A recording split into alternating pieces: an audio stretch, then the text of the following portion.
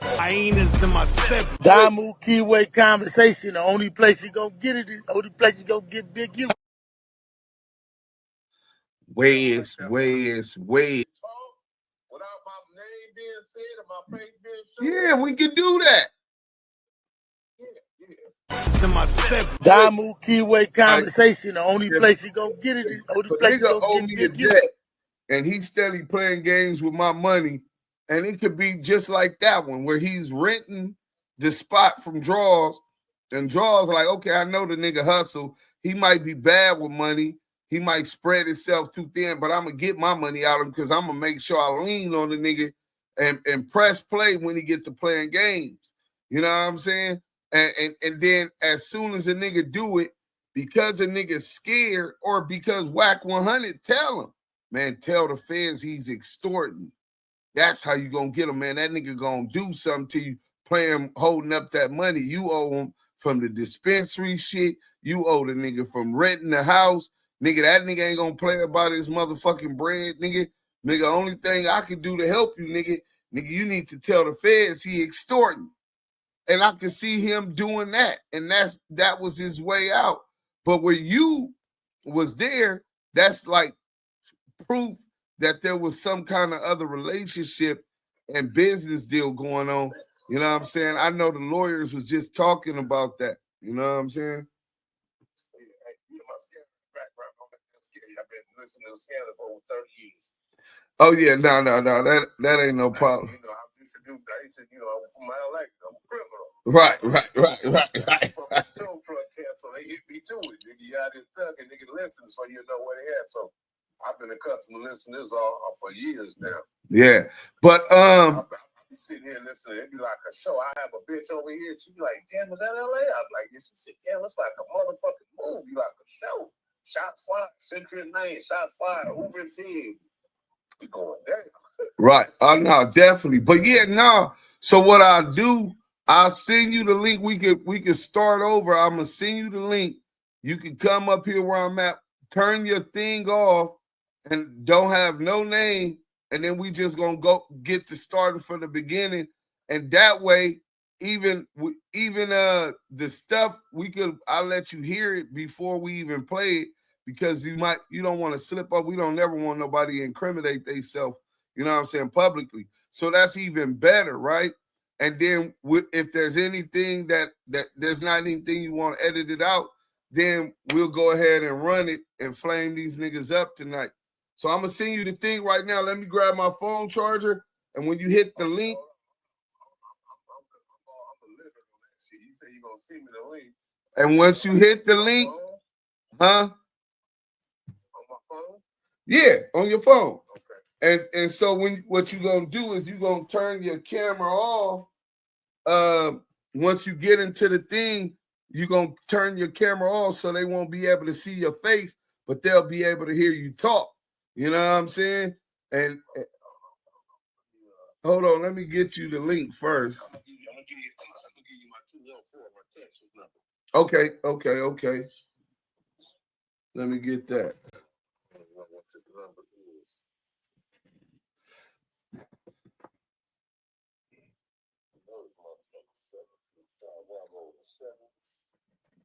That motherfucker Christopher Love Boys.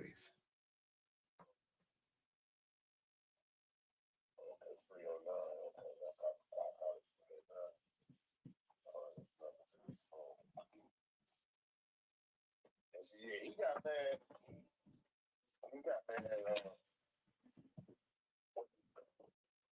Finding it. I know raw video station. Right. From 1990 December, you get a link there, Christmas Eve. All the way until December 91, we was around each other all the time. Right. So we was hitting little licks here and there. Right. Big 33. Ooh, let's go. You know what I'm saying? So we had been around each other. So we did the lick Christmas Eve 90. Mike was born. she was getting ready to have Jabari in a few months. No. Yeah, she was getting ready to have Jabari in a few months. Mike was already born. He only had one kid. And after we got the money, I took him. We both went. Toys R Us. I got all my kids. I had 4 kids and my niece and nephew. And nigga, I spent about 2 racks on the little what he had on me, about 2,500. Dude only had one son, man. And he spent about 5,000 or 6,000 on all his nieces and nephews and Mike. I took him around. He didn't have no car. If you ever talk to him, he'll tell you. Took him around. He didn't have no car. I flew out there when they called me about the leasing. I was living in Tulsa, Oklahoma, so I flew out there for us to do the leasing. You know what I'm saying? I always had a car in my mama backyard out there. You know what I'm saying? So when I come out there, I got a car to jump in. Right. He was riding with me. So Christmas Eve, 1990, I don't give a fuck what anybody say. Man, that dude was together. Just me and him. At a Caprice. You know what I'm saying? Me and that dude was together. And I took him to Toys R Us and other places, and I got stuff for my kid. Christmas Eve, 1990, we did the link. About just a little bit after it got dark, just during the evening.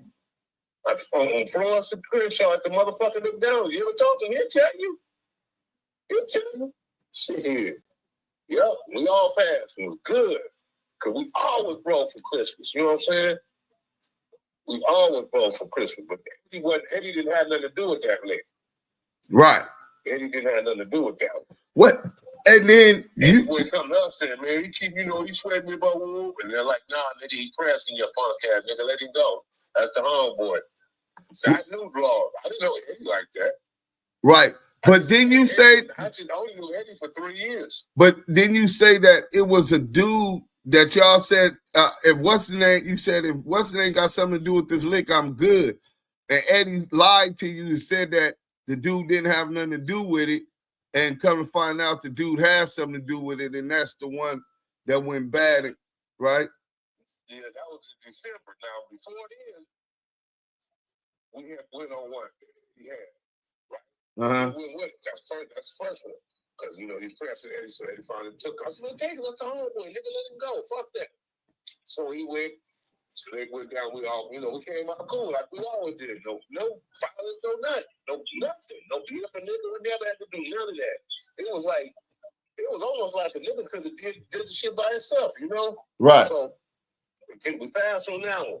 Everybody cool now. You know, he doing his thing, everybody doing their thing. Everybody cool. Everybody chip it up. This is 91. I always came in from my town. Do my thing and grab my weed just and go back to Tulsa. I had Tulsa something locked up. So I'm doing my thing out there. And you know, Draws was in Minnesota one time. He was like, whoop. I said, yeah, man, you can come out here and whoop, but I'll put you, you know, I'll give you a section where you can roll that. We was talking about that. He's like, okay, but that didn't materialize. You know what I'm saying? So he said, what man, why did he coming for wedding? I said, I don't know. So I don't know. Draws are really dig deep, do his own work. So one day we went to dinner talking about the lick. And Draws said, man, listen. He said, hey, if you got anything to do with this, let me know, because I don't want to be in it. I don't want to have nothing to do with it. He said, no. I'm right there. I didn't know. Nobody knew. I can't say the other nigga didn't know. I don't know what he knew, but I know I didn't know it was coming. All that shit was coming through BJ. And that was the first time I heard it when Draw said it. And I'm looking like, what BJ do for these? I said, 4-6 BJ? He said, yeah, the nigga made me try to claim the hood.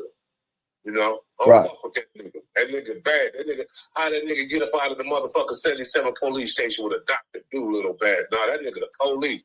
He said, Eddie, he got anything to do with this, man, you know, let me know, because I don't even want to go. You know, I kind of heard he been in the city. No, they ain't got nothing to do with this.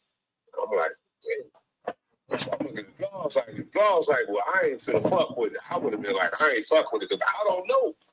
But I know he knows something. You feel me? Right. Yeah. So Draws would have been like, well, man, I'm cool. I ain't gonna even fuck with it. Follow Draws, but to understand that it was something that he knew that wasn't right, and he backed up too. Right. Because I didn't know. I'll tell you, I only had known Eddie 3 years, 88 to 91. Right. You know what I'm saying?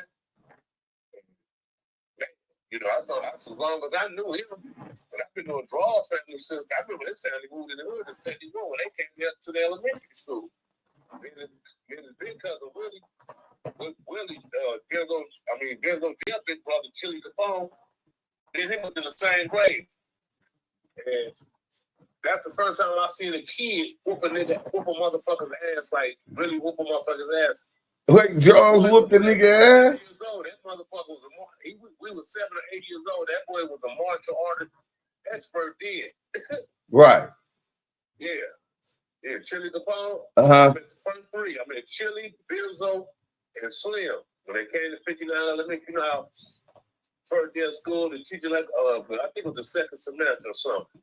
And the teacher say, hey, you know, we got our new students in the class. Can you stand up and say your name? And then they can stand up, Willie Barlow, blah, blah, blah. You know what I'm saying? Right. And me and them became little friends and road dogs up in there. But them niggas, every day, they couldn't stay after school and play. They had to go home. So we never understood why they couldn't stay after school at the after program.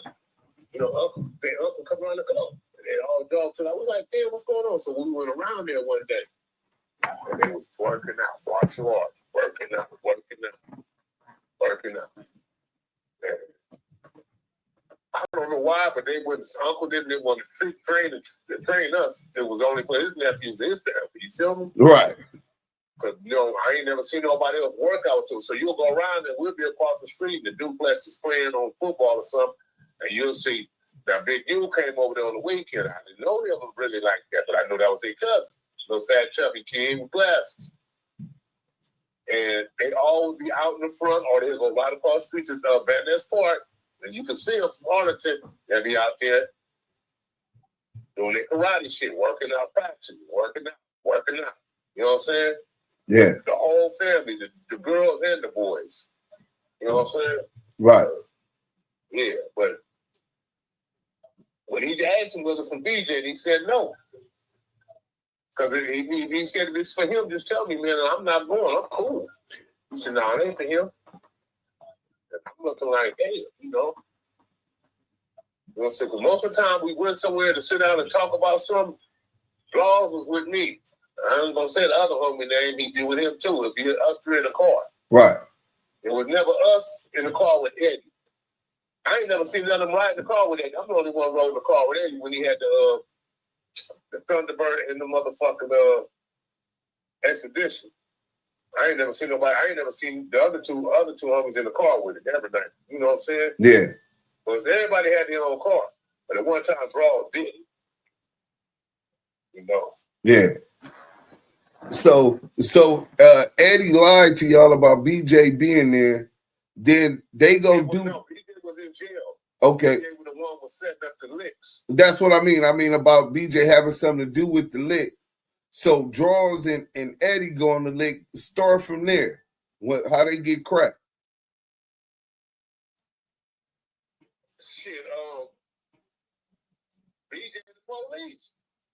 The lick was, and the people that was acting like they was, you know, the motherfucking cartel, the Mexican, they was the police. It's always the police. It was always the police. Now, from my understanding, I was locked up, but I heard this story before. Back in the day, dogs, BJ had a beeper shop in the neighborhood, and some dog told him, woo, woo, and he had to kick dogs in a 25 cents. From that point on, he had a vendetta against him. Feel me? Right. From that point on, he had a vendetta against him. You know what I'm saying? Now, BJ was a squabbler. He wasn't no punk like nigga like that, but when you know you can't whoop a nigga, you can't whoop him. Right. Their whole family, homie, we're not trained fighters. They're trained fighters. We got street squabbles. You know how to squabble up to get up in the nigga ass. They train. They know specifically where to hurt you and harm you at. They know to look where to look on your body to see if you finna make a move. They're trained. Right. A street fighter can never whoop a trained fighter, man. A karate expert, he can never whoop a real boxer, man.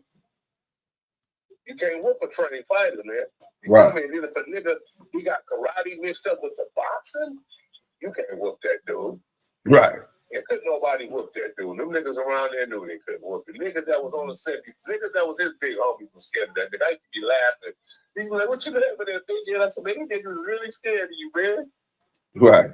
And Eddie was one sometimes. Right. See, niggas don't even know that. I call him Dante sometimes. A lot of us call him Dante. Yeah, no. The girls call him Dante. No, that's what the family be calling them. When I be talking to them, that's what they be calling.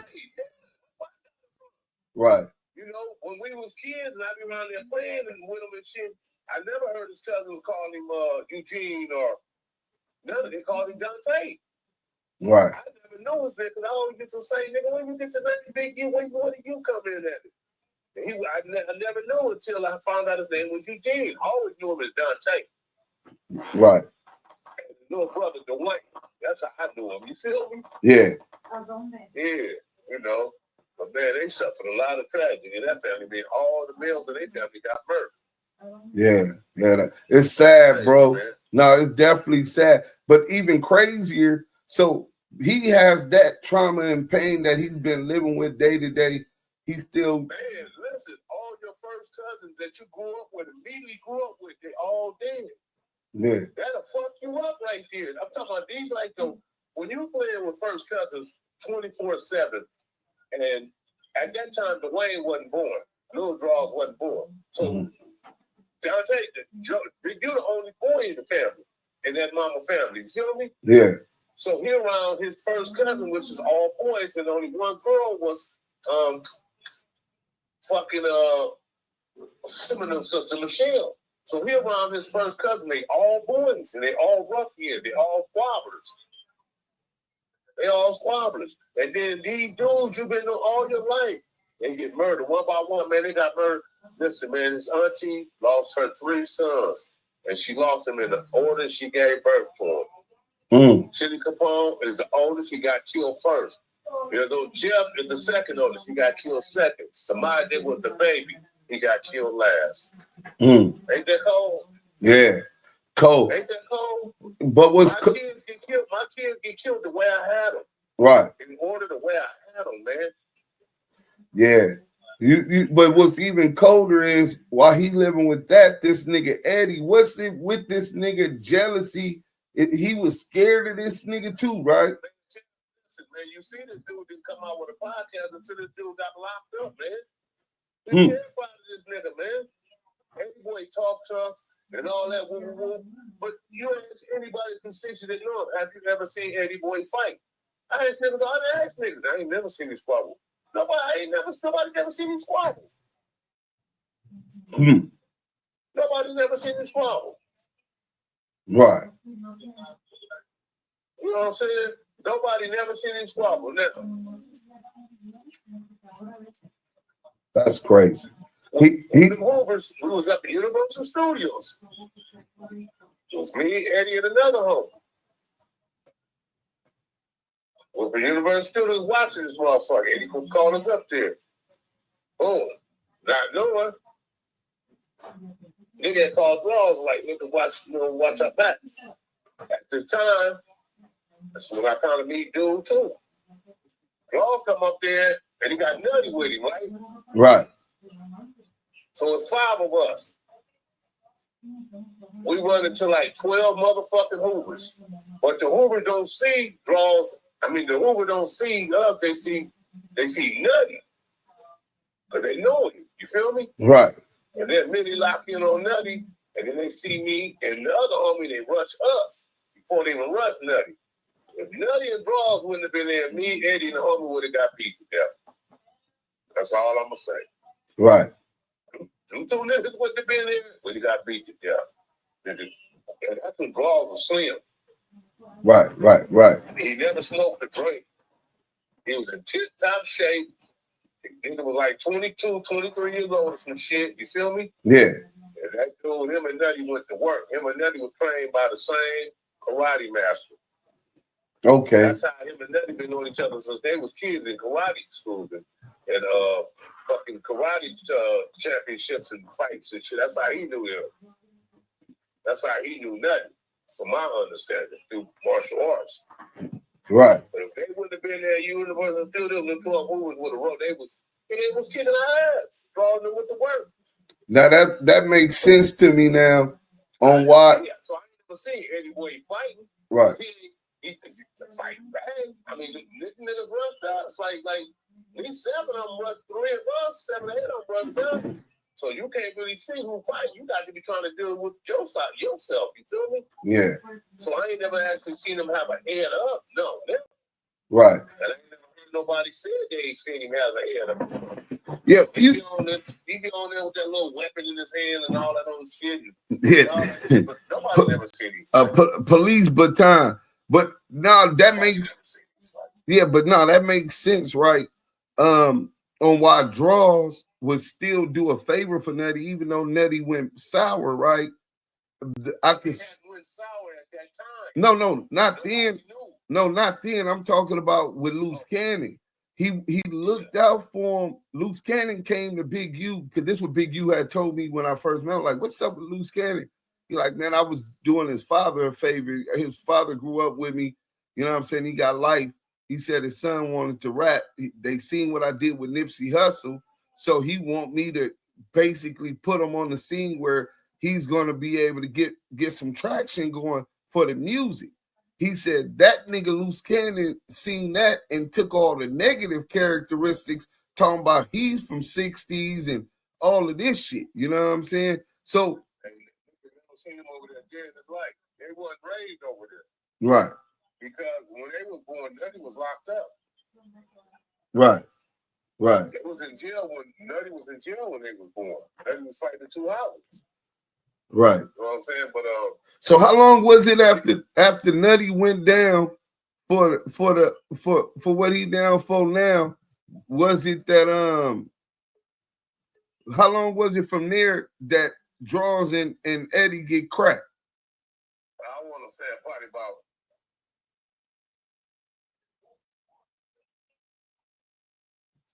2.5, almost 3 years. Okay, so shortly after that, ain't that long. Yeah, no, it wasn't that long. Right. It wasn't that long. And so I'm thinking Nutty went in 88, 89. I don't know. I know he went before 90. Right. Draws went in 91, December. I know for a fact. December 91, they went. You know what I'm saying? But I want to say Nutty probably went about like 88 or some shit like that. Right. But he was an informant. It came out that he was an informant. It came out. You know, he was an informant against. He got Devil from 5'9" Hoover, the one that Gumby killed in the bed. Yeah. Nutty got him life. Okay, and then that's what. That's what he was doing life for. Nutty snitched on him. Right. Okay, so Nutty snitched on somebody from the Answers, got them life. You know, because he was from the Answers and he was from 5'9" Hoover. And then he turned 6-0. Then he turned 6-0, but Draws body, but then nobody never really liked you. Nobody never liked you. Nobody never really liked you. But niggas knew this nigga go to work with them hands. He wasn't no punk nigga or physical violence and shit. He's a bitch nigga because he told. You feel me? Right. Oh, just because the nigga told don't mean he ain't a killer no more. Don't mean he won't squab with your ass no more. I know a whole lot of snitches, nigga, that'll squab you to the dirt, nigga, like they never told. For real. You feel me? So he ain't no punk nigga. So niggas in the hood knew if I fight this nigga, give it to him, I'm gonna kill him. So he went out of his way not to get in no type of arguments with the homie because he knew he gonna whoop their ass and they gonna kill him. Right. You know what I'm saying? Right. And you know, the nigga that shot him, he'll squabble too, but he'll kill him. So, and he like, nigga, you got the thing on you with the fighting for. Right. So that nigga hit Eddie with that 357 and shit, you know. But after that, when he found out, when he came around, I guess somebody told me, man, that nigga really hurt me. He never came over there again. And then next thing you know, niggas started getting picked up for shit. What did he snitch when because he had the vest on, right? So when he had the vest on, did he snitch on the nigga that shot him, or he What did he just disappeared? He just disappeared. Dog never went to jail for that. That I know of. He doing life for some other shit, but right. He didn't tell on him. He didn't tell on him. Right. He didn't tell on him. Yeah. So, I guess he was still trying to keep it low. If he would have came out and told on him, niggas would have knew it. Niggas already was suspecting him. But if he would have told on Dog, niggas would have knew it immediately. So I guess he tried, he held that in as long as he could. Right. So if he would have straight out, if Dog would have got arrested for that, niggas would have knew it immediately. Right. So niggas had an idea he was on the on the payroll. Well, Big U told me that Eddieboy was the first one that recognized the nigga Nutty and was saying that the nigga was all bad, right? And then but you was telling me, okay, so the nigga Eddieboy, him and Big U get cracked on this case. Initially they go on the trial. Did y'all go to court when they was going to trial? Yeah, bro and Eddie. I went to court. I went to their court probably about twice. I didn't go to it for the trial and all that shit, but I went when they first went in, like. Okay. You know what I'm saying? Right. And I went when they first went in, and I went basically see who was gonna tell on who. Right. Because they know the ones they had, so I went there to see who was gonna tell on who. Nigga, if I'm in the courtroom and I was with them and I'm able to walk out this courtroom, then I know they ain't told on me. So that's why the reason I went, so they could see me. Right. You know what I'm saying? But when I come to you realize that, hey, no, these niggas ain't finna tell on each other. They ain't told us, so I didn't go no more. Okay. When was Big Horse with Eddie saying that he was getting pulled out of his cell regularly talking to the feds? I think they was in Calipat. Now, as far as him getting pulled out talking to the feds, I don't know if it was the feds or I don't know if it was regular police or nothing, but they was coming to get you. They was coming to get you. But he just said some shit that Eddieboy's so dumb he telling on himself. You know a nigga rat when he's ratting on himself, right? But he said some shit about that his friends in Carson, when he was growing up in Carson, his friends they worked with the Alphabet Boys, they police, right? And so that's what's making me believe that it was actually the feds that he was dealing with. And then even more recently, he talked about having powerful friends in high places that allowed him to hear all of the Big U wiretaps right now. He said he claiming he heard all 20 of them, 20,000 wiretaps. I'm saying that too. And every nigga I know that been in that federal system, they said only people gonna hear the wiretap is the police or somebody that works for them. They said he haven't even heard the wiretaps, and he's the defendant in the case.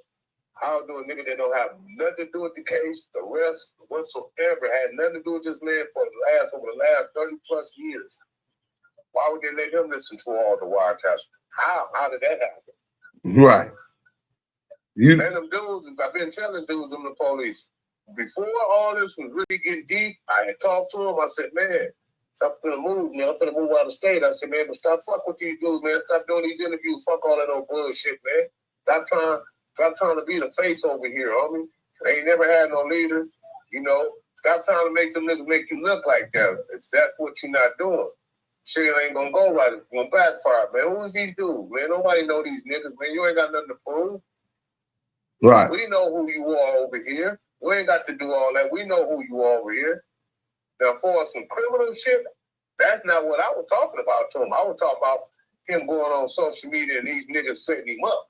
I said, don't let these niggas pick you off the streets, Ross. I told him that. It tells. Me, him, his son, Dayon, and about 4 weeks buddy. His son had just got drafted by the chart and all that. We was at the town having breakfast. down and just got him a brand new Beamer. We were for Towns having breakfast. And I told him, I said, man, don't let these niggas pick you off the street. His son will tell you that. What's up, Unc? What's up, man? Said, don't let these niggas pick you off the streets, man. You know what I'm saying? Right. And that's what happened. See, he knew Nutty. He brought Nutty on. He been knowing Nutty since they was kids from doing martial arts. So, when they was kids, before either one of them ventured off into being a gang member. He knew him then when they was kids in martial arts, because everybody was, in the BKF, Black Karate Federation. Right. So if you're in the Black Karate Federation, you're gonna see all the black kids throughout South Central LA that's involved in martial arts. Right. And that's how they knew each other, man. That's how he knew. And he, when I got out, Nutty was around. I didn't know Nutty beforehand. Right. I never knew him. And then when I got out, and then people were telling me he used to be from 5'9". I really didn't get close to the dude. Right. What's up, homie? I'm Nutty. What's up, homie? I'm Nutty. I'm like, all right, man. Well, that was it. Right.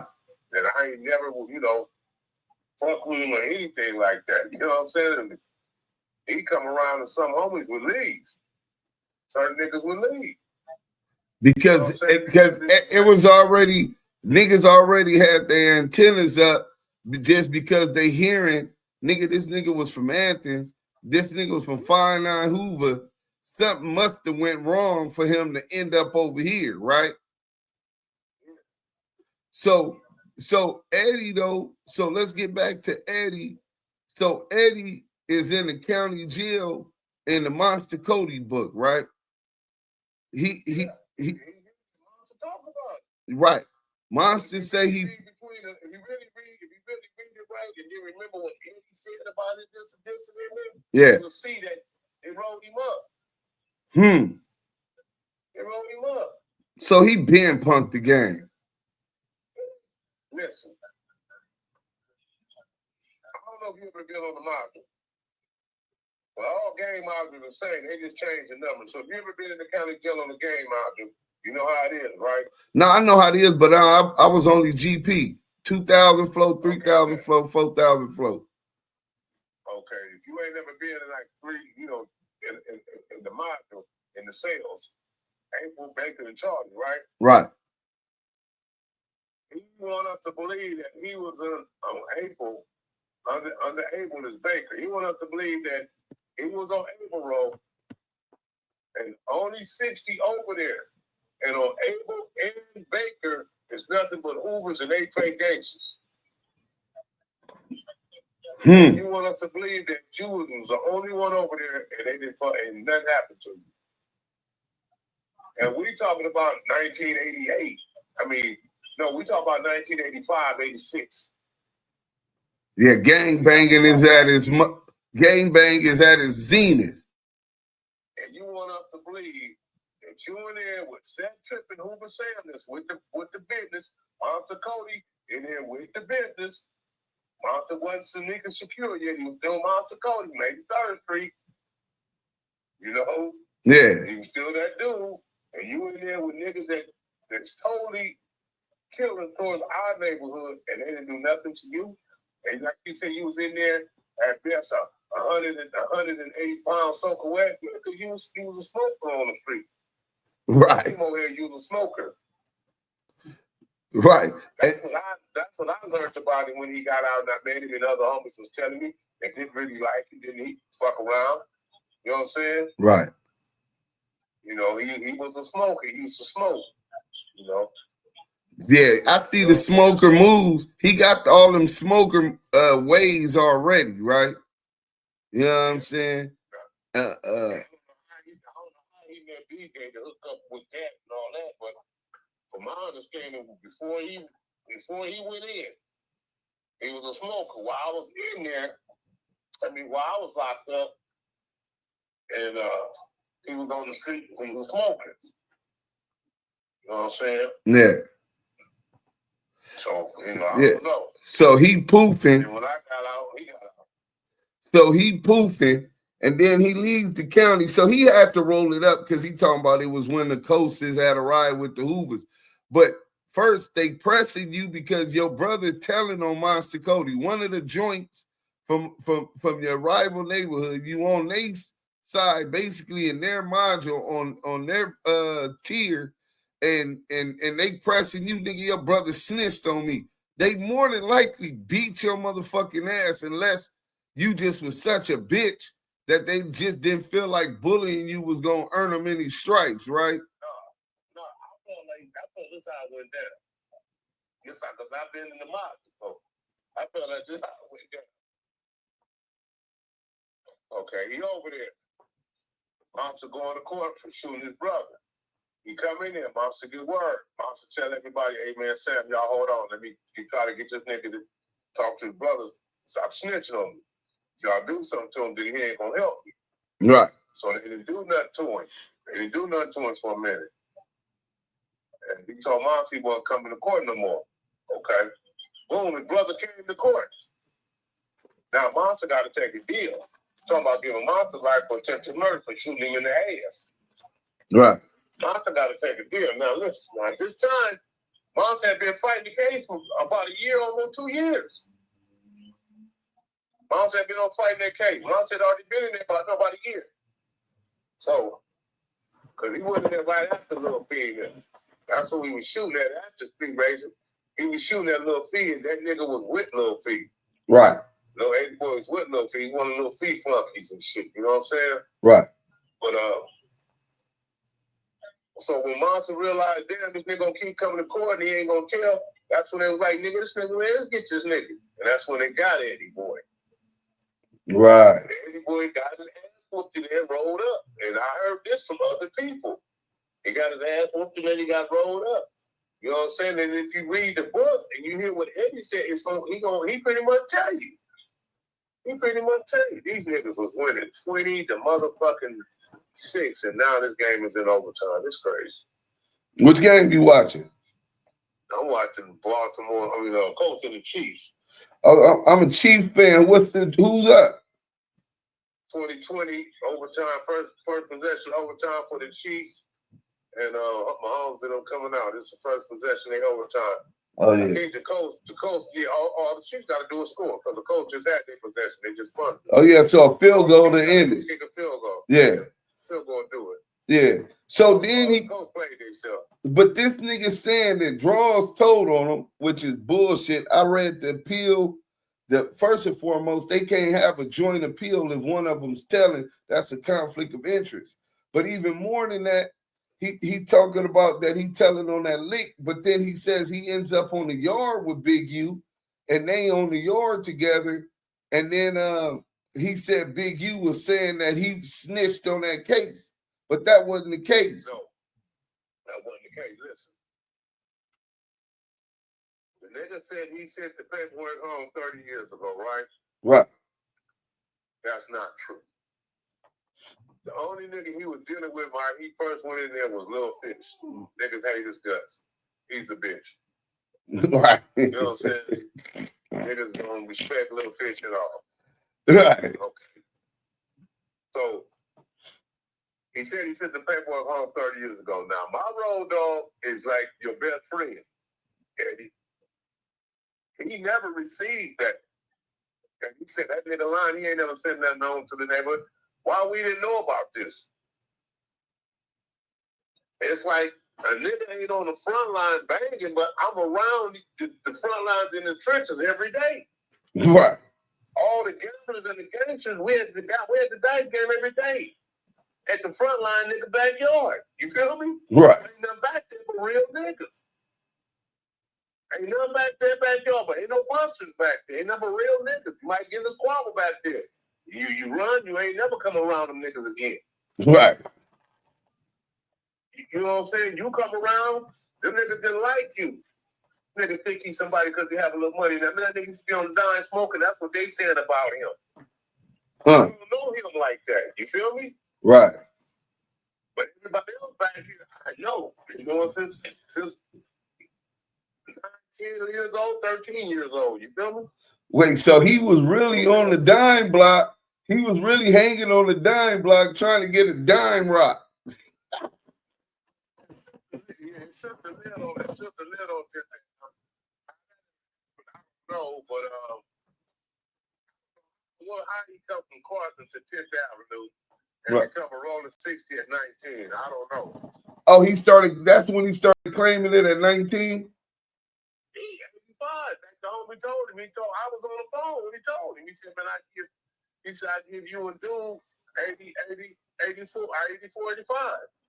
That's what he told him. I was on the phone when he told him that. And he didn't say shit. He said, I give you a dude. And he's talking about, bro, I give you a dude 84, 85. And he was telling the truth. And he didn't say nothing. Right. Everybody came on like a couple of months before him, or they just, I don't know. I wasn't out here. I wasn't out here. So I can't say who came on first or what. But I know I didn't hear about Eddie. Until I got out. The homie said, come on, roll, but the homie Eddieboy just got out to take him this money. That's the first time I heard about Eddieboy. Right. Right. I heard about little Eddieboy because he was locked up by him and Wack. Okay. Now I'm meeting big Eddieboy. You never seen little Eddieboy a day in my life in person. Right. But wait, did you hear? Because he's locked up with Wack on that case. That's the only reason why I knew about little Eddieboy, because of the case. Right. I'll get Joker mom and little brother. Right. Now I get to meet who big Eddieboy is, which is his big brother. You know what I'm saying? Right. But I never heard no homie while I was locked up or just talk about them two dudes like that. You know what I'm saying? Like Eddieboy. I never knew nothing about them. Right. Now, PD came back to YA and told us he got a new homie. Big Q. Whoa. And he showed me the picture. I said, man, I remember him. Big Q was on crutches with a cast on his leg on the picture with some glass. I said, man, I remember him. I said, that's Don J. He said, yeah. I said, yeah, I remember him. That's Winnie and them cousins. Little Slim and them cousins. He said, yeah. I said, I remember him. But I never heard of him for being a Gary Baker before Eddie. Right. You know what I'm saying? I don't know Eddie in no game fashion. Eddie got out, Eddie was a player. Right. Everybody over there gambling in Dickies and Chucks and sweatshirts and hats on and low riders outside and all kind of cars outside. Niggas still dressing. Niggas got 4,000 or 5,000 in his pocket when a nigga G'd up. Right. Eddie didn't dress like that at all. He dressed like a player. Right. He come to the dice game and, just trying to, because he knew everybody knew that he used to be a smoker. Now he wanted to let everybody know, I got more money than you niggas. Or I got money just like you niggas. You know what I'm saying? Right. So, yeah. But, I ain't never looked. I only knew him for 2.5, 3 years, man. So he get on the yard with Big U. They was smooth at first, and then shit go left. He start having a hard time. He admits he started having a hard bid. But what was he having a hard bid for? Because they had got the word that he had told on Tone. From 111. 111. When he first got to prison, you asked anybody who was in there with him. When he first got here, niggas Eddieboy Rollin 60's. Banging. When he was on the yard with draws, why you think it wasn't no problem? Because neither one of them told on each other. They both went to trial and got found guilty. If one of them would have told on the other, they wouldn't even been in the same prison, let alone on the same yard. Right. We all know that. Right. We all know that. Because whoever would have told would have requested to be a keep away. Right. They would have requested that. They told on such and such, and I know this nigga ain't playing. I'm not going to go to the same prison he had. I'm going to let him, hey, man, I need to be keep away from him. Right. Why? It don't matter. I just don't want to be around that dude. I put that in my file. You feel me? Right. So that wasn't the situation. So he on the yard. Like I said, I was on the yard with draws and cool and everything. Everything went to the left. That's because they found out you told on Tone. Now, what was that supposed to have been about with Tone? Tone, Eddie, and Tone grew had a drug connection coming on in there. You know what I'm saying? Into the prison. And it was getting to the prison. It was getting that, the rhyme, the dog food and everything else on the yard. Right. Only one knew about it was him, Tone, and Tone wife. Nigga, one morning, boom, nigga, they kicked the door in it. They told him house. You feel me? Right. And as soon as they kicked the door, they told them how they run Tone's cell. And they run Daddy's cell. Shit, whatever, that's what all I heard. Now, so nigga said, I went. But they don't know nothing else. You feel me? Right. Yeah. Right. So everybody was thinking, everybody on the streets was thinking, or somebody was trying to make somebody believe that he was saying Eddie told on their case. No, we used to say, nah. I said, he can't be saying that. Like, yeah, man, Draw saying Eddieboy told on that case. I said, nah, man, he can't. He said, how you say that? I said, because they both went to trial. And if Eddieboy would have told on Draws, he would have told on us. If Draws would have told on Eddie, he would have told on us. Like they said, they didn't tell on the other two. Right. So then neither one of them tell on each other. Now, it's a true story, Goose. 1980. They killed the homie DC. We come around there, police around there, got DC body, woo. Homie that was there crying, like, man, woo. We like, man, what happened? Who did it? The police off to the side. It's a true story. Man, this punk ass motherfucking ain't crazy. Man, this punk ass get the monster, man. The police heard that. Police heard that, came over and said, hey, we all said the right thing. Hey, who you said it was? You talking about monster? They wasn't calling him monster, Cody. You said monster? Cody stopped late Thursday. My home said, I ain't talking about it. So we heard you say the name monster. You crying, monster did. He said, man, you ain't heard me say nothing. You know what I'm saying? And it was like, well, we need to check the police. I'm not taking a report, nothing. He walked away. Well, he's like, come here. He got on. You feel me? Right. He got on. Then, it's like, all day. Come March 81, I go to juvenile hall. I go to jail. I run in the monster in the juvenile hall. The homie in the box, he in there too. The one that had said his name. Right. Now monster in there for the murder on the homies. The homie in there, they in there for a murder on another track. So see, monster's like, well, I said, what's up? Now my mom and Monster Mom have been knowing each other for years, and I've been knowing them. See, people don't even know Monster and them used to live in our hood on Hillcrest and Slauson. Before they moved on 69th and Dick, that nigga lived. Monster, when they wouldn't have moved, Monster would have been an over-hill Rollin 6. Him and his brother. Monster went to 54th Elementary. He didn't go to no school in A-Train Gangster Hood. You know what I'm saying? Yeah.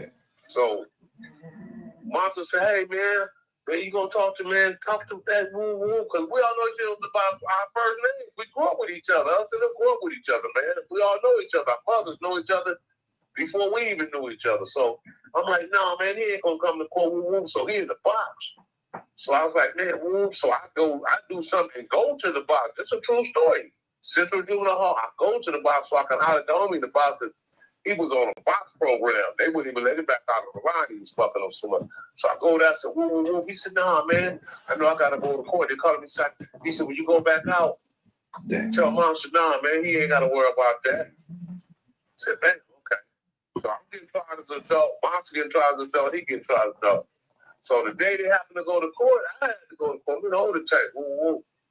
And I said, Monster, you going home. He ain't finna do all that. He ain't finna tell. So they brought him out, put him on the stand. He said, I never said that. I never made no statement. He said, do you know him? He said, been knowing him all my life. We were all wives together.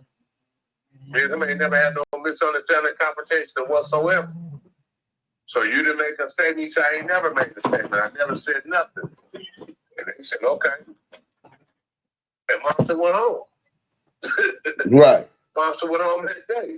You know what I'm saying? So, just because the nigga may say something and the police over here, that don't mean shit. Or the police can say, he's told us this. That ain't true. So you don't never go with what the police say that your homeboy said. You gotta let that shit play out in court. Man, that's the same way I was taught, Exactly. And I'm from a rival neighborhood. You know, I'm from the Brim, so yeah. Police station. They come in there and say, hey man, you know what? We ain't gonna even waste everybody's time. We came and woke your parents up by coming to get you this time of night anyway. And I know you're tired and you want to get to bed. You know, I said, yeah, I got school tomorrow. So, well, you're not going to school. They said, I said, well, what's the story? I said, well, your crime partner told us everything that happened. And he told us the whole story. So you want to tell us, you know, your story? I said, well, if he told you everything, I guess you got us. And you taking me to Central doing all this here. I said, well, let's ride. Right. That was it. If he told you everything, I guess y'all got us there. Right. No, my lawyer gonna talk to y'all. Right. My lawyer gonna do it. I was walking out the door. My daddy said it. He said, Junior, you don't say nothing. The lawyer be down there, don't talk. I said, okay. Right. You know what I'm saying? So yeah, that's how it's supposed to go. So Eddieboy on the yard down. This is starting to come to a head about the tone shit, and he niggas is pressuring him. What happened after that? And, he turned Muslim. From my understanding, he turned Muslim. And so the Muslims go to, you know, draws. Draws are real Muslim from the street. Draws not a jailhouse Muslim. Right. I was around when he converted, okay? Right.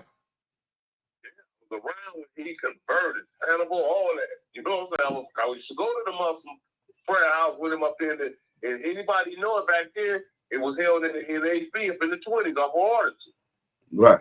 You know what I'm saying? Anybody that was with the nation back then or was following Fairtown, and you was a gang member, everybody know that house up in the 20 was the Muhammad house.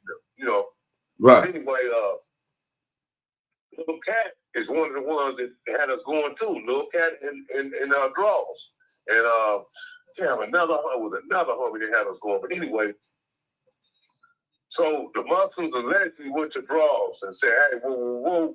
Draws like, that's my homeboy. We got to deal with him. Blah, blah, blah. I said, well, man, we said, it ain't got nothing to do with no Muslim. They said, well, Brother Hannibal, you know, you're a Muslim, blah, blah, blah, blah, blah, blah. Get that Muslim brother passed. Well, he can't stay here. And that's when Eddieboy got transferred. Where he got transferred to, I don't know. Right. Now, when he got to, I guess when he left there and went to Cali, I think that's when he went to Cali. Y'all won, the Chiefs won 23-20, man. I know motherfuckers. Cheese Kingdom. Cheese Kingdom. Sick in their stomach, nigga. Yeah. Chance to go 9-3, nigga. Them niggas are sick in their stomach. They was winning 20-6 the whole game. Chiefs came back 23-20. Yeah. That's what the Colts get.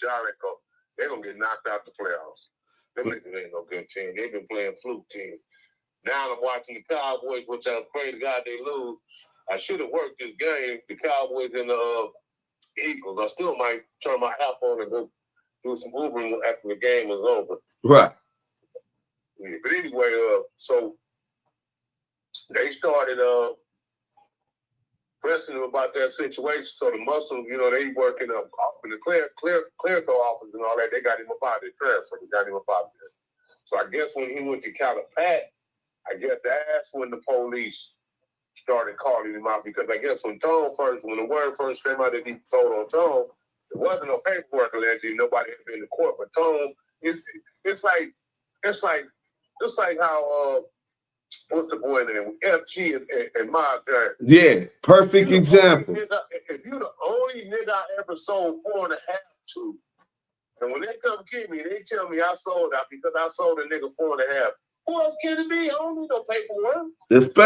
Especially in FG. FG was only selling soft. Mob James. I don't need no paperwork. Yeah, I don't need no paperwork. I know it was you because I ain't sold nobody else no hard or 4.5 or whatever. It don't even matter whether it's hard or soft. I only sold one. I wasn't even selling 4.5, but I sold it to you because you the homeboy. You teach your brother, Timmy Roo, that's my nigga, that's my dog. Bunking to my niggas. Right. You the big brother. You the big homie, but they really my homies. Right. Really, I don't even know you like really fuck with you like that, but I'm gonna fuck with you like that on your brothers, knowing your two little brothers' name, bud. You feel me? Yeah. And that's why he looked out for my Jerry. But this is the only nigga that I sold 4.5 to. And when they come and tell me you sold 4.5 to somebody, I don't need no paperwork. Right. I don't need to see no paperwork or no name. I know who I sold it to. Right. You know what I'm saying? Like, say something like you be like, woo. You tell Stretch or something, Little Stretch, something, whatever. That's the only nigga you told. Right. That's the only nigga I told. And then they find out. I don't need no paperwork. Yeah. Because even if you told him and he told somebody else and they told the police, that don't matter. You told the police, nigga. Right. I ain't gonna even try to figure out that you told the other homie and he told. No, you told. Yeah. Because you should have never let that go past you anyway. Anyway. Yeah. You told. Yeah. You know. So, yeah. He knew when the police ran in this motherfucker's cell and raided his house at the same time. They raided the house on the street and they called, okay, run in the cell. They ran in the cell. Mm. No, only 3 people dealing with this is me, you, and my wife. I know my wife ain't told on me. I ain't told on myself, so that only leave one motherfucker, crackhead Eddie. How the wife gonna tell him they ran it down his house? He in jail. She don't say, how'd she tell? Right. What she do? Oh, we don't need to check my husband's cell. That's what his wife did? Right.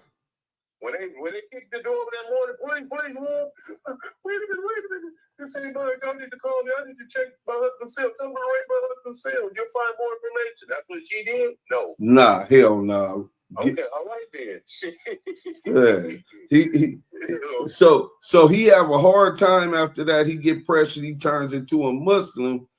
Now he's saying he out here trying to help get his little brother out, but his little brother, he done rolled it up and did some weird shit. And wait, what'd he do? Oh, that was the homosexual shit, right? He get kicked out the cell because they catch him with the, was it a transmission or something? I don't know if it was transmission, but it was a boy, Damon. It's a boy, Damon. You know, and the female called him. Right. And he banged it, and he didn't know the sheet had fell on the little paper or the cover on the door fell. He didn't know it had fell. Right. And he's so deep into this dude and whatever they're doing, and she looking in and catch him. Right. Right. You know what I'm saying? Nasty work. The homie telling me he had to get out the cell. And he got out the cell. And I think he got the cell with somebody else, and then something happened. He disappeared for 2 or 3 days. When he came back, everybody on the yard said, "Man, you gotta go, cuz where you been?" Couldn't explain where he was out, man. I just had mental problems, breakdown. I had to go to the hospital, blah blah blah. It's like, oh no, nigga, get your motherfucking ass out of it. So they rolled up little Eddieboy, and he went to Edison Y. You know, so he Edison Y yard. So he filed, then told on tone for 111. Then he meeting with the police, getting pulled out, whether it was the feds or local police or whoever provide information. Then his brother, his brother was married up in this motherfucker. On dope up in here too. Oh, is that right? Yeah, I don't know if he still is, but I know he does. He told me he used to be in the trip and shit. He off that But Chris. his little brother is not known like in the penitentiary like for nothing. Like you ask a lot of niggas, they can't tell you they done time with it. You ask a lot of niggas, they can't tell you they ran into him in prison. Right. You know, I never heard nobody, no homies come home and talk about, yeah, man, I homie know Eddieboy kicking up dirt, he kicking up dust. I never heard no homies come home ever mention him, ever. Just baby Eddieboy. Eddieboy was on the street. That's little J-Bone brother. I've been knowing them since they were little boys. Right. That's why he asked me, I said, Lenore, Columbus. Because I used to call him Lenore Columbus. That's what I knew him as when I left. When I left, he was a little boy. When I came home, he was a grown man. Right. 18 and 19. So I'm like, Lenore. And then, he's the Lenore Columbus. Nigga, I used to come play baby Eddieboy. Who the fuck is little Eddieboy? Because I had never, ever seen little Eddieboy, no picture of him or nothing. Right. You see, you don't know Big. I said, I know Big Eddie now. I said, but, this is in the This is in the 2000s, late 90s or 2000s, when Eddieboy around us a lot at the donut shop. Right. He's coming of age, you know what I'm saying? So I'm like, how you become baby Eddieboy? But I know he couldn't be baby J-Bone, because Baby Bone was Baby J-Bone. Right. And that was before him. So, you know what I'm saying? So I guess, I don't know how he became, he never told me, man. If he did, I can't remember, but I don't know how he became Baby Eddieboy, because nobody really linked Lil Eddieboy to the hood. Like, free Lil Eddieboy. You ain't never seen no shit like that online or nothing. You ain't never seen that free Lil Eddieboy. Right. Everybody else. Right. You ain't never seen free Lil Eddieboy, because don't nobody know him like that. Yeah. And the people that know him was only people that was on 10th Ave, that hung on 10th Ave, lived on 10th Ave, but they didn't know him as little Eddieboy 10th Avenue Rollin 60. They just knew him as Eric, the football player. Right. You know what I'm saying? He couldn't play football no more, so 4 or 5 months later, now he's throwing Rollin 60 up. He banging. Because he could no longer play for Crenshaw no more. He was too old. The nigga 19 in the 12th grade. What? Wait, how was he 19 in the 12th grade? He like illiterate or something? Why he couldn't play at Crenshaw no more? You ain't never seen a video with him and Eddie did? Nah. Yeah. The nigga, like, he couldn't play for Crenshaw no more. So that's when he started talking about he little Eddie from Rollin 60, because nobody never, when I got out, I ain't never heard nobody discuss it. Like, cuz, man, that nigga used to get out. We used to roll it. I ain't never heard, man, remember when somewhere little Eddieboy took off on it? I ain't never heard nothing like that about him at all. Nothing ever. Nothing. I'm just being real. I just ain't never heard nothing about this dude ever. The homie called me. Hey, what's up, homie? The nigga, I took off the porch. Mm-hmm. This nigga tell everybody to this day, nigga, I wouldn't have came off the porch if it wasn't for JR. This nigga grew little my block about 4 houses down, 2 years younger than him. I pulled that nigga off the porch. He said, hey, man, you don't know Eddieboy? I said, nah. He said, you don't know no? I said, nah, I don't know Eddieboy. I said, I heard him. I know that's Eddieboy's big brother, but I don't know him. He said, oh, yeah, that's my celly. I said, yeah. So I'm talking to the nigga on the phone. True story. I'm talking to little Eddieboy. Every time I call now, he answering the homie phone. So I'm talking to little Eddieboy on the phone all the time. He said, man, you be seeing my brother? I said, nah, I don't see your brother at all. You know what I'm saying? One time I went into the Hollywood casino and I seen Eddie sitting at the poker table. And I left. Because I'm like, this nigga the police, man. This is after him and Draws got out. He always stealing money from everybody. He's stealing money from everybody. He owed, man, I'm telling you, he owed niggas that did 32 and 37 years old. He owed them, the 32 and 37 years in prison, he owed them niggas like $1,300, $1,400. Because you know if you go around, these old niggas gonna crack his head. Now if you want to catch him, go up to Hollywood Park Casino or to the bicycle. Right. He got a gambling app. He still to this day he got a gambling app. Right. So he said, well, man, can you get in touch with my? I said, man, I don't. I said, your brother, I don't deal with your brother like that no more, man. You know, come over around, and I ain't gonna go look for no nigga. Because I don't even know you, nigga. You know what I'm saying? Right. So the homie said, yeah, man, no, because his brother supposed to be sending us these phones up here and he talked to his brother. His brother said he got 2 phones for him. I said, well, shit, I guess he gonna send them to him. And he never sent his brother the phones. But here he is talking about he love his brother so much. So I'm talking to his brother. I said, well, damn, man, ain't he looking out for you? He said, well, man, no, he ain't really looking out and shit. But he said he got these phones for me and shit, but he ain't really looking out for me. This is little Eddieboy talking to me. Never seen me again. It's like, still don't know how I look because the homie ain't got no picture of me. Right. And, you know what I'm saying? So we don't know each other. So he wanted me to go holler, this is where he be at and blah, blah, blah. I said, well, man, I ain't finna go look for no nigga, no shit like that, homie. Your brother gonna do it. How is he a Muslim and he got a gambling problem? He's a fake ass Muslim, bro. He's been a fake Muslim, man. The Muslims on the street don't talk to him. They don't deal with him no more, from my understanding, because they kept telling him to get off social media, stop doing interviews. They was telling him that a long time ago. Stop attacking another Muslim brother. That's why Draws stopped saying anything about him. Draws feel like nigga, he's a fake Muslim. He's a jailhouse Muslim. and he came home and stayed as a jailhouse muscle. You feel me? Yeah.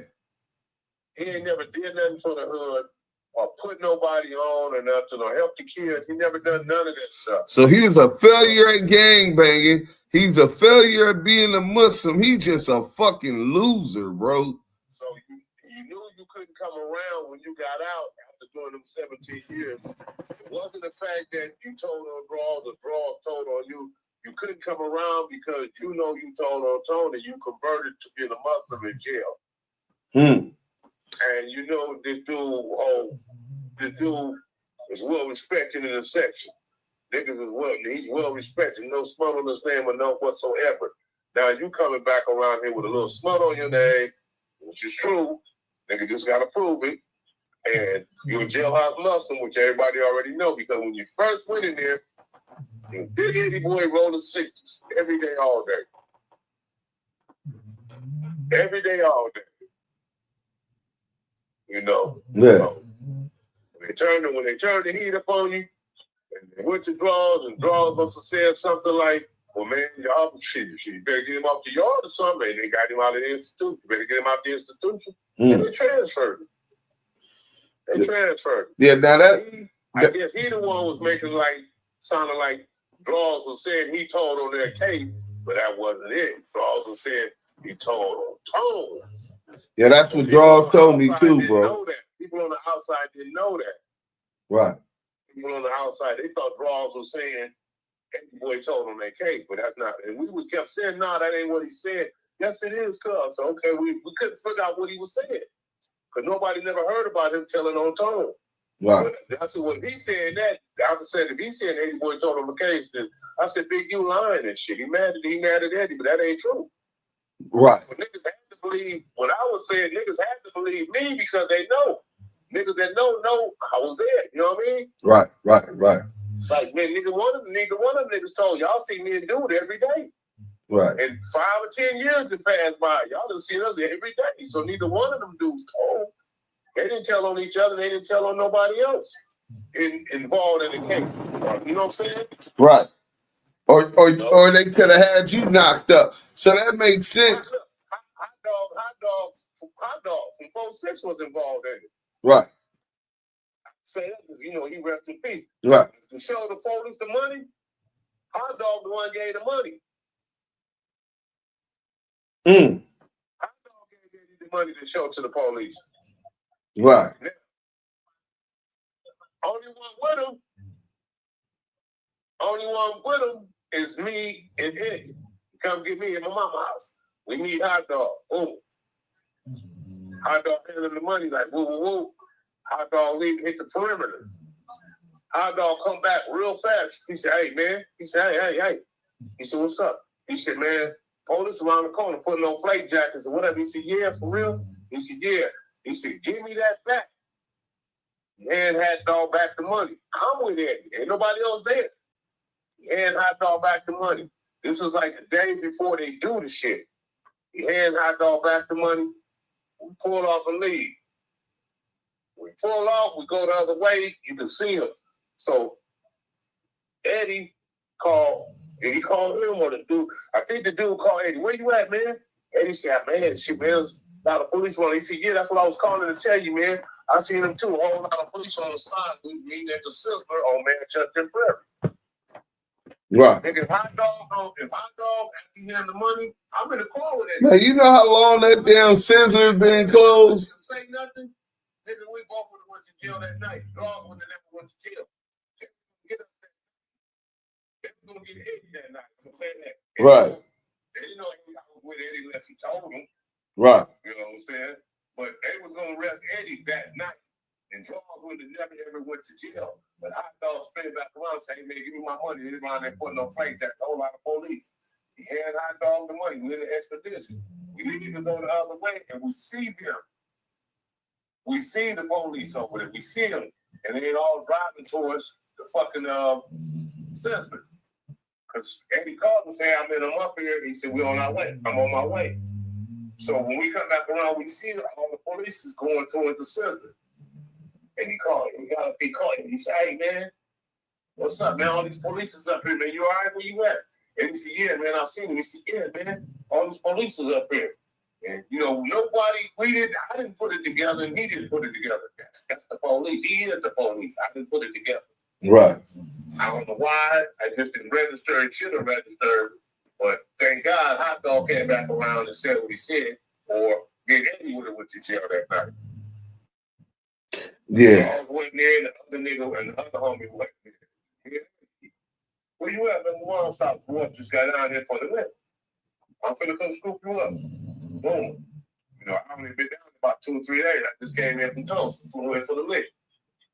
And he had to pick me up, you know, roll over there, by the scissor. Pull it up, Hot Dog had that bed, get him that money. Just before Hot Dog was paralyzed and all that, get him the money. Hot Dog left and pulled off. And right back, so came real fast. Said, hey. He said, they're around the corner, putting on flake jackets. The DA, man, hand me my money. Give me that bag, man. Y'all get up out of here. And he handed Hot Dog the bag. And we pulled off, went around, and then we seen the car, trails of all like going towards the city. Yeah, man. Yeah, but that makes sense. But you know what don't make sense to me? What's this nigga Rod bullshit ass, lying ass problem, man? Because he wouldn't rehire Rod on the grid program. You killed the kid. You killed the kid. You killed your godson. Right. Even though he's grown, you killed the kid. The motherfucker we knew was a kid. You killed Pooh. You killed your godson. A dude that's named after. I can't let you back on the grid program. Everybody on the program and everybody around know that you killed a kid. Right. Everybody know that you killed this kid, man. I can't. And you killed a kid in the neighborhood. A kid from the neighborhood, a daddy from the neighborhood. How can I let you back into the grid program? You killed a kid in the neighborhood. My whole thing in the neighborhood is to keep kids safe. Right. And I'm finna put a killer back on that killed a kid. Right. And he told Rose, he said, I love you, bro. I love bro, but I can't put you on. Now, this is what I was told. Right. From him. What for all the 600 bullshit? You feel me? Right. So Rose always presented. He supposed to give him some money. I can Brock give you some money, but I can't do nothing else. Supposed to give him some money. I guess Rock through the money. You know, niggas run through the money. Niggas' symptoms is hurt. Right. Now he mad. Now he's seeing 600 making these videos and whack. He get in touch with them dudes. Whack give him some change. He started doing this little barrage on draws. You feel me? Yeah. And if you ever see that video when draws say, man, I ain't got nothing bad to say about Rob. I was talking to everybody up. I was interviewing draws. That was me interviewing him. That bumped everybody up, man. We like, damn, where that come from, Rob? Right. They never would have, man, this is a real homie, a real homie. Yeah. He's a real homie. Field trip and all that. You feel me? Right. He's a real homie. And it's like, nigga, I never understood that. Damn, man, couldn't believe it. Rob said, couldn't believe it. Man, he got me drugs and he broke. Yeah. Couldn't believe it. And then to come to find out why he was doing it. Because dude wouldn't hire him back on the grid. Right. Right. And then Christopher Love Boys. Let's talk about a little bit of what you know about his family and where this weirdo. That's his brother named Cornell. When they showed this picture on YouTube, everybody thought that was his daddy. And I'm looking, and some homie called and told me, said, whoa. I said, yeah. So I went to the video, look. I said, man, that ain't his daddy. I said, he looked like Mr. Love. That's Cornell. He said, I guess then they found out it's his big brother. So I never knew. Well, like I said, I'm 20 years old when fucking Christopher Love Boy was born. You feel me? Right. I'm 20 years old up in YTS when the boy born. So I don't know. But when I seen the picture, I said, oh, nigga, that's Cornell. His daddy had him while he was old. He looked like his brother, but he looked more like his mother. The brother looked more like Mr. Lovejoy. Right. The daughter looked like Mr. Lovejoy. Christopher, he looked more like his mama. Right. But But you could tell they all brothers and sisters. You could tell that. You can look at their face and tell they brothers and sisters if they all three of them standing there. Right. You know what I'm saying? He real high yellow because the daddy was high yellow. The mama is like your complexion. Okay. And the daddy is Christopher complexion. Right. That's his brother named Cornell. I knew it was going to hit me. Okay, so Cornell is his brother. Yeah. He just 20-some years older than Christopher Love, boy. Yeah, a lot of people like, no, I said, no, nigga, that ain't his motherfucking daddy, nigga. Okay, so the sisters Christina, Cornell, and Christopher. Or Christian or something. They all got a C name. Yeah, they all got a C. It's either Christina or Christian or some shit like that, but she's not gonna say. You know, I got to the 7th grade and then she was gone after the 7th because she was in the 9th grade, so I never knew her. I knew who she was. I knew that was Cornell's sister. Yeah, she a red bone. You checking out that red bone while you was a freshman in junior high school, you know what I'm saying? I can't even remember. Only way I can remember her face because her and Cornell looked alike. She looked like their daddy, but that's the last time I seen her. Right. It was 70 motherfucking 7. Right. Because she didn't hang in the neighborhood like that with the other girls, our age and her age. And he didn't either. See, a lot of people don't know Cornell. A lot of people don't know him. Only people that know him if you live right in that area. People cross the tracks, they didn't know him. Only I know because he lived on our side. You know what I'm saying? And around the corner from him. I grew up on 3rd, he grew up on 2nd. So and he went to Horse Man. That's where I met him at. I didn't meet him outside playing as a kid like I met, you know, J-Dog and Rad and Snake and all them before we got to junior high school. I met Cornell in junior high because he didn't come outside. They wouldn't let him socialize like that, man. Yeah, he was protected and he wasn't socialized like that. Right, right. 76, 77, this was in the hood. These niggas is really turning it up. You right. know, the Rollin 60 part is attitude is new, and it's the younger kids, and they pumped up. It's my sisters and them. They're her peers. Right. So it's pumping up now. So it's like, now you got to fight around that motherfucker. Just come outside and shoot marbles. You know what I'm saying? Right. Cornell wasn't built like that, and he was the only boy. He wasn't built like that. So he was him and his sister. And him and his sister was sheltered. So that's why Love Boy wasn't a gang member when he went to Crenshaw. He was sheltered. Nobody knew it but people that went to school with him.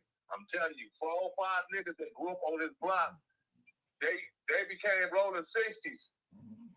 It was a house right there on the corner of the hood on 2nd Ave. Down the street from his house on the same side. Everybody his age under that motherfucker that was called the zoo, and they was all Rollin 60. He never hung with them a day in his life. They all know him. They know him. They walking to school, they mobbing the Crenshaw, they walking up, and Miss Lovejoy pulling up, and Christopher getting his big old fat, chubby, out of shape ass out the car. They know him. Hey, wasn't he like 2nd string on the football team with 3rd? No, like 3rd. That nigga was like 3rd. Man, what's not in the 3rd string? Tight end or receiver get number 97. That nigga was number 97, man. You know he wasn't gonna never get in the game. You ever seen a receiver with 97? Hell no. Hell no.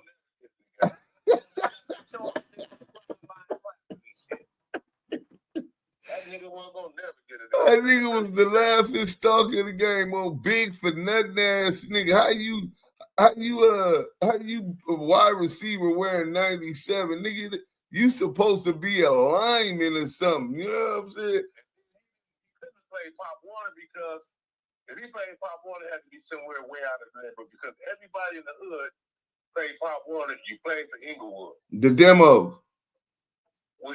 Inglewood Junior All-American. Oh, yeah. The demos was the sheriff, the LA sheriff. Right. And you only played on the demos if you lived over there like East Coast hood. You know what I'm saying? Right. Firestone area. Them was the demos or Chip down there by Chip in the bottom. In the low bottoms. Right.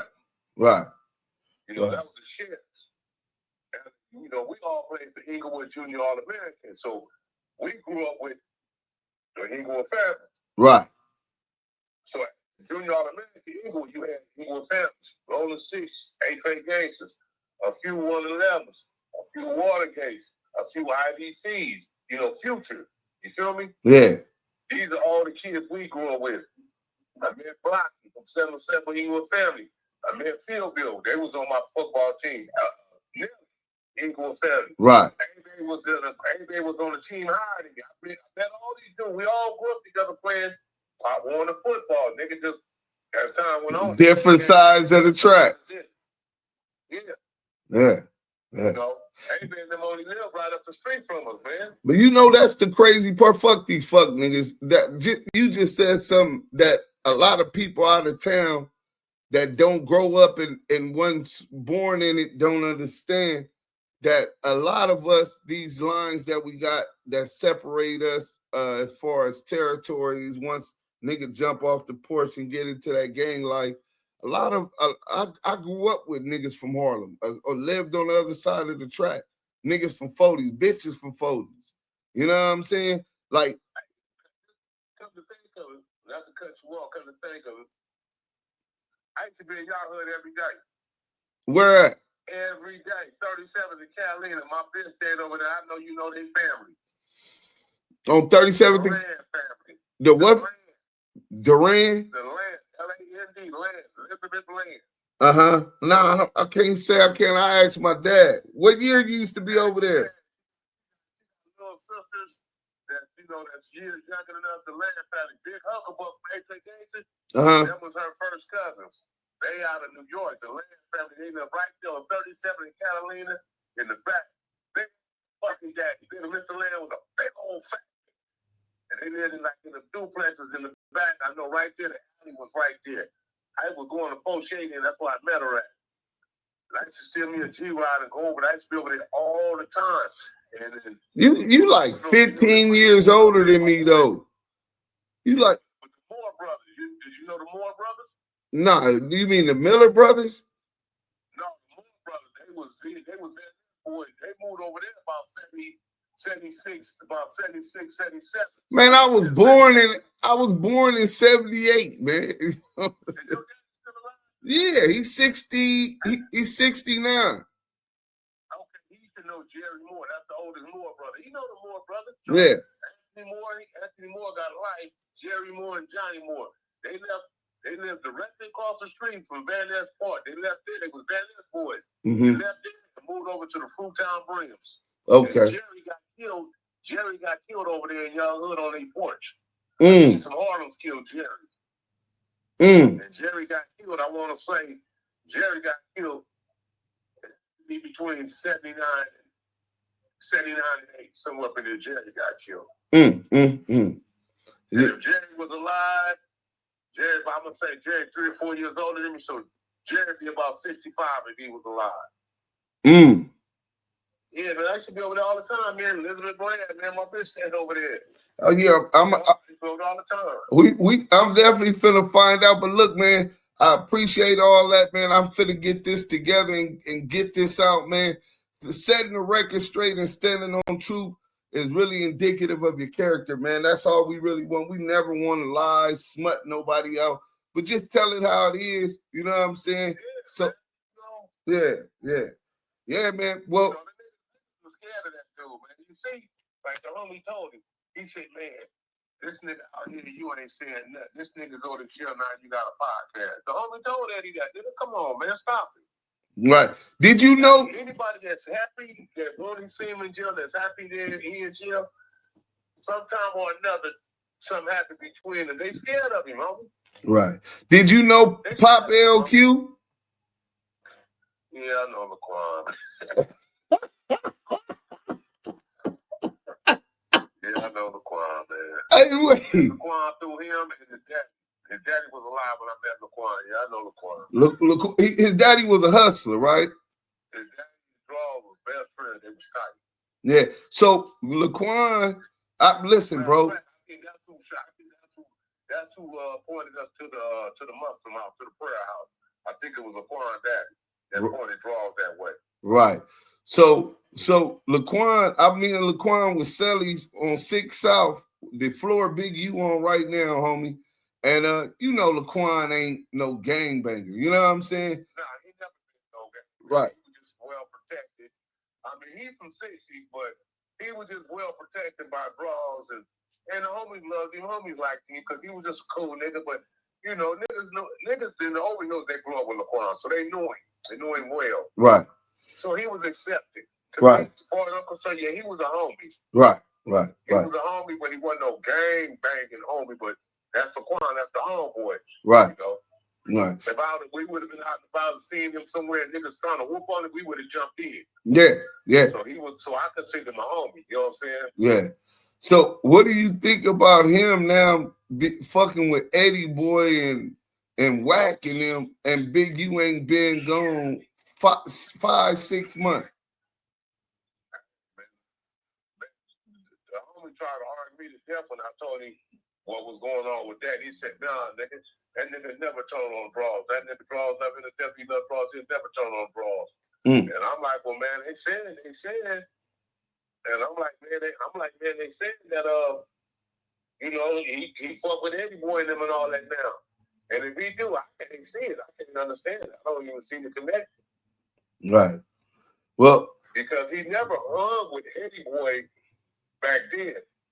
Eddieboy wasn't banging no more. Eddieboy would come to the dice game. If you're around the homies, when we finna have a football game or something against somebody or something like that, a meeting, you know, fee call meeting, Eddieboy was never there. He never came around to shit like that. Right. When he got out in 88. He was all about his money. Right. And I've never seen Quan and Eddie together. And Draws didn't start, you know, fucking with Eddie until Eddie was out probably about 2 years. Because Draws was locked up. Draws was in there for how when Draws got out. Right. Draws felt like anybody that hadn't been to jail that's out here getting money, talking about your gangbang and this and that, nigga, you the police. So Draws was pressing them niggas. And Eddieboy was, I think it was one of the ones he was pressing, because Eddieboy came to us and said, man, this nigga Big, you keep swaying me, man, I'll take you on a lick. And I'm like, nigga, you not like you scared of him, nigga, take him. Nigga ain't scared of nobody, take him in, nigga. And see, I had known Eddieboy for about 2 years at this time, a year.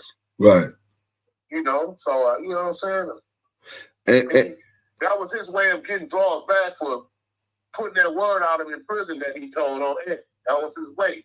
For 30 years, dog, for 30 years. For 30 years, you haven't seen this man from 91, from the time you and him separated in prison, you left prison, I'm going to say 92.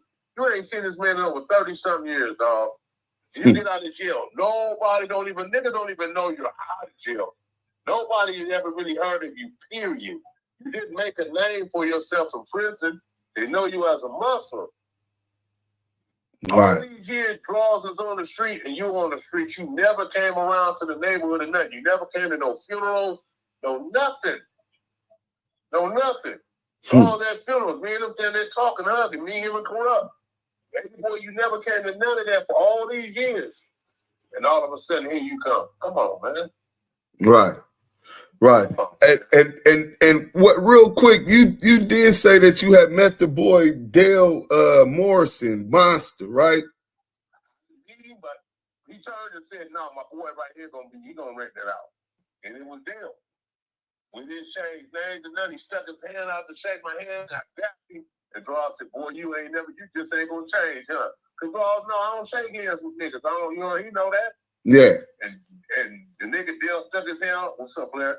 And I balled my fist up and gave him daps, and Draws said, nigga, you don't change. You don't trust nobody. I'm like, nigga, you know what I mean? And he was renting one of the houses on Arlington, right? Yeah, Arlington. Right. If you're coming from Slauson, it's going to be on your right-hand side. It's going to probably be about, I want to say about 4 houses from 59. From 59 feet, about 4 houses. Yeah. I was driving in. I called him. He jumped out. I said, man, I think I'm homeless. I need a place to stay. I need to rent that shit out. He said, oh, no. He said, my partner right here is going to rent it. He said, but man, my wife just got something else, and I think you can set a place in the 40s. We fixing that up. He said, give me a call in a few months. Yeah. See, I already know Whack 100 it was close friends with this nigga, so close that when Draws told Monster, hey, cut that nigga Whack off, he's an informant, he ran back and told Whack. So Whack, knowing that this nigga owe Big U and he's scared because he playing with Big U money, he's scared of Big U himself. He done told Dale, listen, what you need to do is tell them people he extorting you. You know what I'm saying? And that's what they trying to push to lock him into that Hobbs Act case. They the lie snitched on this man, bro. Look, all that Whack say he was with him every day and all the time. I remember seeing that dude one time with him. Right.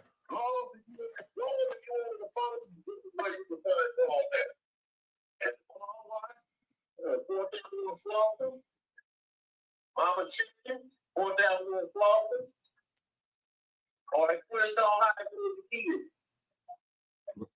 All that when you house is never called the mom or none of that. The story you read up with Jabari, and niggas is gonna whoop on him at the studio and all that. You got nothing who was there, that never happened. Niggas so fucking disrespectful, bro. Why would you make up a fake story about this man's son and his son just died, bro?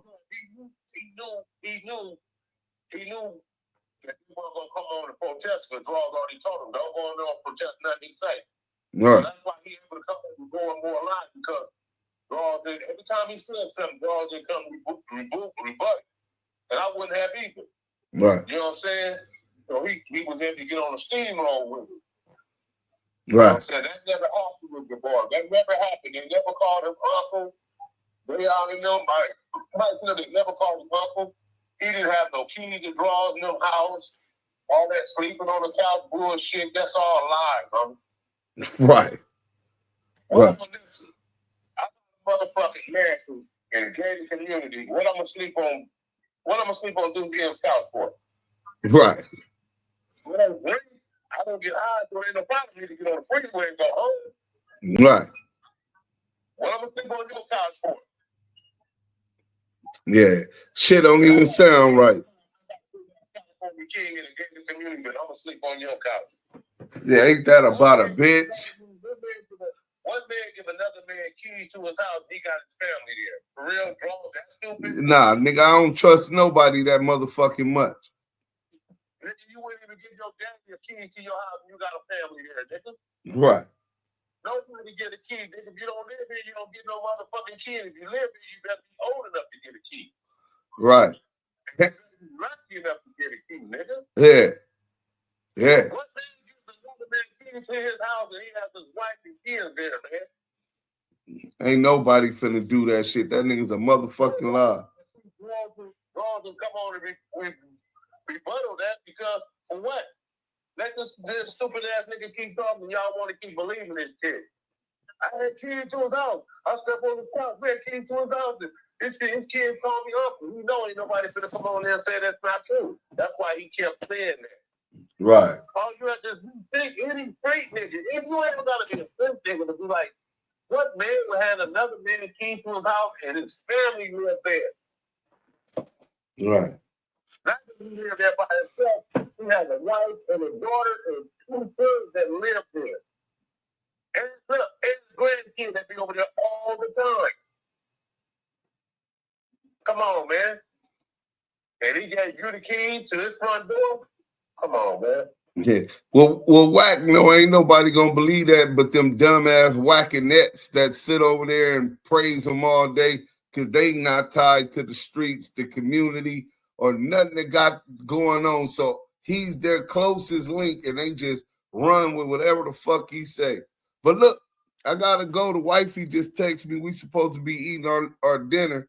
So, but thanks again, man. Stay in contact. Anything I could do to aid and assist. What you gonna go out and eat today, nigga? Did you go out and eat this morning while you all fat and shit? Hey, listen, I'm losing weight, but that's what she do. Her job is to keep me fat. Her mama and them was just complaining, saying I'm getting skinny. You know what I'm saying? So y'all wait this morning. You going to eat again? yeah, man. Nah, man, you got to start cooking, man, and eat healthy, bro. Bro, well, that was healthy. That was straight off the farm, right? Like that was some real healthy shit. And she usually cook for me, but right now we finna go eat because we supposed to be stopping by her mom's house. You know what I'm saying? So we ain't got no time to be cooking today. But yeah, man, you're 100% right. She been on me about it, but today, you know what I'm saying? She don't feel like cooking, so we went to the fresh off the farm, from the farm to the table to the plate. You know what I'm saying? And then from there we finna go. We finna probably go eat some of this T-bone steak. You know what I'm saying? So yeah, man. I only eat 2 meals a day, bro. You know? Now watch this Eagle and Cowboys. It's gonna be 21 Eagles, nigga. It's only the second quarter. Man, I'm so glad because I would have took the Cowboys with them points after Dak Prescott. 21-0. That was expected. Not 4 touchdowns. Prescott. I ain't heard Dak Prescott throw 4 touchdowns or contribute 4 touchdowns in about 2-3 years. So I said, well, if he coming off that, he gonna be able to at least do 2-3, and it's a division rivalry. But I'm glad I didn't bet, man. Cowboys is weak, man. Of course they were supposed to do that to the Raiders last week. That was expected. Right. All right, bro. I'll holler at you. Salute. Man, holler at you, man. All right, one. Oh.